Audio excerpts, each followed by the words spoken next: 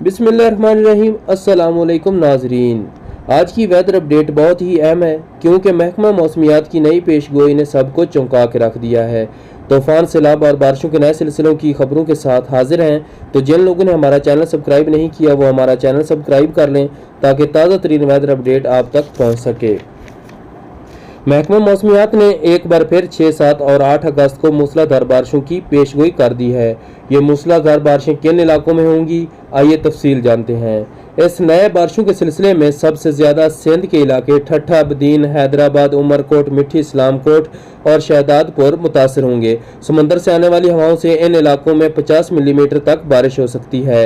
इसके अलावा पंजाब में रहीम यार खान, बहावलपुर, जामपुर और मुल्तान में भी तेज़ बारिश होने के इम्कानात हैं।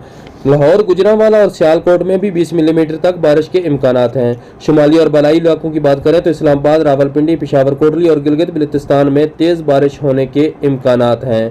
अब तक के लिए इतना ही। मज़ीद खबरों के लिए चैनल सब्सक्राइब कर लें। शुक्रिया।